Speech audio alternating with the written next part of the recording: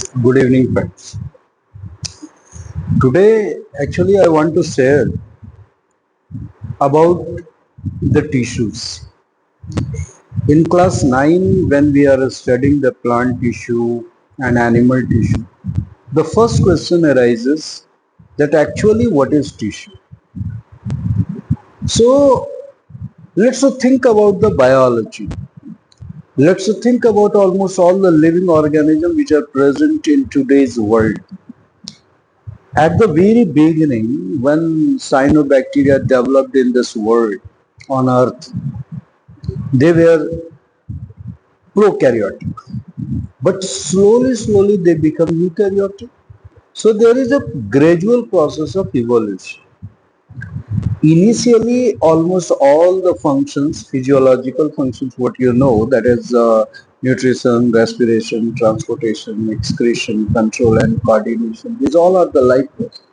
These all life processes were done by the single cell. When cyanobacteria, Monera developed, Monera evolved about uh, thousands of years ago, lakhs of years ago, when Monera developed. Then eukaryotic came into existence after some time. That means even evolution has been occurred. Ultimately, the living world of unicellular organism started to adapt themselves in the ever-changing surrounding. Then what had happened? They started to divide their work. In eukaryotic also, the energy synthesis is done by mitochondria. Then for photosynthesis, that is preparation of food, is done by chloroplast. Transportation, etc., is done by Golgi bodies, endoplasmic reticulum. Vacuole is cleaning the cell. So each and every organelle has something to do. But when slowly the environment were changing, the cells started to think how to survive. So they developed some, or they evolved a little bit. How the evolution came? Evolution in the sense they started to divide, to multiply the number of themselves, and ultimately they allotted or assigned some works to different their progenies or different their daughters. Hindi में अगर इसको समझा जाए तो बड़ा आसान है समझना। शुरुआती दौर में जब सेल्स का निर्माण हुआ तो पहले तो मोनरा ही बने थे ना, मतलब काम प्रोकैरियोटिक जो यूनिसेलुलर ऑर्गेनिज्म थे वही बने थे। ये ऑर्गेनिज्म स्लोली चेंजिंग एनवायरनमेंट की वजह से अपने आप को मॉडिफाई कर रहे थे। लंबे अरसे तक ये सब मॉडिफिकेशन चलता है, इसको बायोलॉजी में इवोल्यूशन कहते हैं, बहुत लंबा टाइम तक चलता है। ऐसे में उन लोगों को बदलते परिवेश में अपने आप को संभालना, सरवाइव करना काफी मुश्किल हो रहा था। तो अल्टीमेटली उन लोगों ने क्या किया, अपने बच्चों को काम बांटना शुरू कर दिया। तो अगर एक सेल से मान के चलो अगर 10 बच्चे हैं, उसमें से कुछ बच्चे को उसने कह दिया भैया तुम आपस में मिलके खाना बना लेना, फोटोसिंथेसिस कर लेना। किसी ने कहा, कुछ सेल्स को ग्रुप कर दिया, कहता है देखो तुम एनर्जी सिंथेसिस का काम कर लेना, फोटोसिंथेसिस दूसरा कर लेगा, तुम जो अकेले पहले गोल्गी बॉडी अकेले पहले जो माइटोकॉन्ड्रिया करता था ना, तुम लोग 8-10 सेल मिलके ही काम कर। फिर किसी को कह दिया भाई तुम डाइजेशन का काम कर लेना, क्योंकि सब मेरे से एक से अकेले से नहीं हो पा रहा। तो जैसे जैसे मल्टी सेलुलर ऑर्गेनिज्म बनाना, उन लोगों ने अपने काम का बंटवारा करना शुरू किया, डिवीजन ऑफ लेबर करना शुरू किया। और यही डिवीजन ऑफ लेबर से जब ग्रुप ऑफ टिश्यूज बनने लगे जो एक पर्टिकुलर काम करते थे, तो वो बना दिए टिश्यू। तो हम लोग जो आज टिश्यू का डेफिनेशन पढ़ते हैं वो क्या पढ़ते हैं?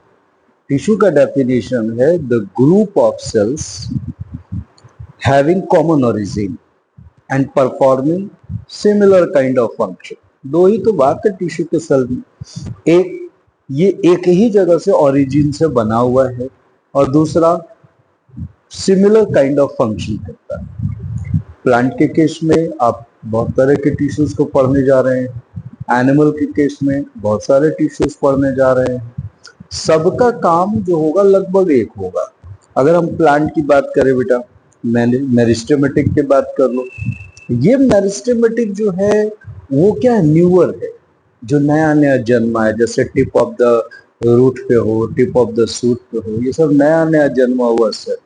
तो नया जो जन्मेगा उसमें ऑफ कोर्स उससे पावर ज्यादा होगा। अब हमारे बच्चे जो है कुछ भी खाते हैं पचा लेते हैं, तो भैया प्लांट का जो नया सेल होगा वो उसके लिए बच्चा है, तो वो तो जल्दी खाएगा, सब कुछ पचा देगा। उसमें मेटाबॉलिक प्रोसेसेस का जो रेट होता है, डाइजेशन का रेट, फोटोसिंथेसिस का रेट काफी फास्टर होता है। उसमें मेटाबॉलिक एक्टिविटीज का रेट फास्टर हो गया। उसमें आप ये जान लीजिए उसमें साइटोप्लाज्म की डेंसिटी ज्यादा होगी, जितने भी मेरिस्टेमेटिक सेल होंगे। लेकिन किसी न किसी तरीके से मेरिस्टेमेटिक सेल का काम एक ही है, वो क्या है, प्लांट को ग्रो कराना। एपिकल कहाँ से ग्रो कराएगा, न्यूअर पार्ट्स में ऐड होता चला जाएगा, लंबा हो गया। जो इंटर कैलोरी वगैरह जो है वो साइड से गर्थ को हो गया, पैर सरकमफेरेंस हो गया, ये सबको ग्रोथ कराता है। चलिए काम तो एक ही है। अगर आप कॉम्प्लेक्स परमानेंट की बात कीजिए, जाइलम फ्लोएम, उसका भी तो काम वही है ना, चार एलिमेंट मिलके जाइलम बन रहा है, मतलब चार तरह के सेल मिलके जाइलम बन रहे हैं। सेव ये xylem tracheids, vessels, xylem parenchyma, xylem sclerenchyma, ये चारों मिलके काम तो एक ही कर रहा है ना भाई।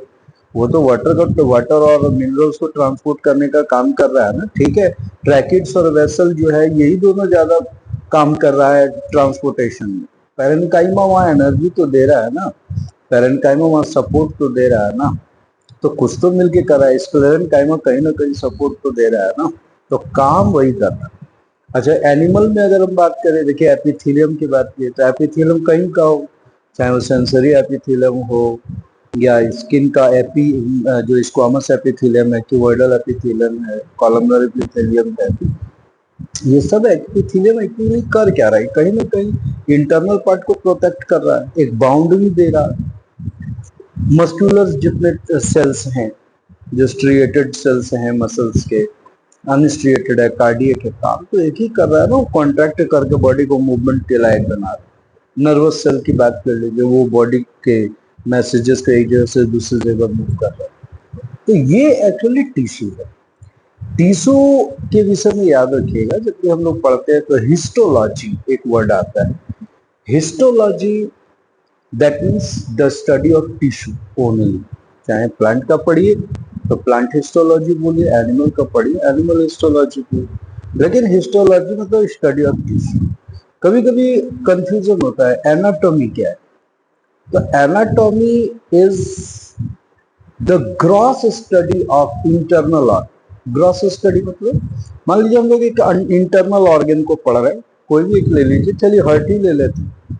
हार्ट को जब अगर आप पढ़ रहे हैं तो उसमें आप हार्ट में जरूर पढ़ना चाहेंगे भाई उसमें कौन सा टिश्यू होता है, हार्ट का स्ट्रक्चर आप ऐड करेंगे उसमें, क्या भाई स्ट्रक्चर क्या होता है। अगर बहुत सारे टिश्यू मिलकर हार्ट बन रहे हैं तो कुछ डिफरेंट डिफरेंट स्ट्रक्चर बना होगा ना, एट्रियम बना होगा, कैपिलरी वेंट्रिकल्स बना होगा, ऑरोटा बना होगा, ये सब तो हार्ट से ही कंसर्न पार्ट है, भाल्व बना होगा। तो ये जितने भी हार्ट के पार्ट है वो सब काम कैसे करते हैं, तो इसका मतलब थोड़ा सा टिश्यू का आप पार्ट से थोड़ा ऊपर चलेंगे, टिश्यू के साथ साथ पूरे हार्ट का स्ट्रक्चर पढ़ रहे हैं, फंक्शन पढ़ रहे हैं, तो ये सब मिला करके एनाटॉमी हो जाए। मतलब जब आप ग्रॉस स्टडी करते हैं, हार्ट कैसे बना है, किन टिश्यू का बना है, क्या काम कर रहा है, कौन से दूसरे कामों में ये हार्ट मदद कर रहा है, कैसे पूरे बॉडी को ये जो है सर्कुलेट करवा पा रहा है, ये सब बातें ग्रॉस स्टडी आ गई, तो वो हिस्टोलॉजी नहीं हुआ, वो एनाटॉमी। हिस्टोलॉजी में सिर्फ और सिर्फ स्टडी हम लोग करते हैं कि वो क्या टिश्यू का स्ट्रक्चर है। इसमें देखिए जो टिश्यू जो नाम था वो बिचट नाम के साइंटिस्ट ने दिया था, जिसको फादर ऑफ हिस्टोलॉजी भी कहते हैं। आइए sir, Marcello Malpighi founder of histology थे। हिस्टोलॉजी टर्म जो है मेयर ने दिया था, और जो वर्ड एनाटॉमी आप पढ़ रहे हैं उसको हेरोफिलस ने दिया था। इतना ठीक है, 10 मिनट थोड़ा पढ़िए, थोड़ा थोड़ा जानते रहिए। Thank you.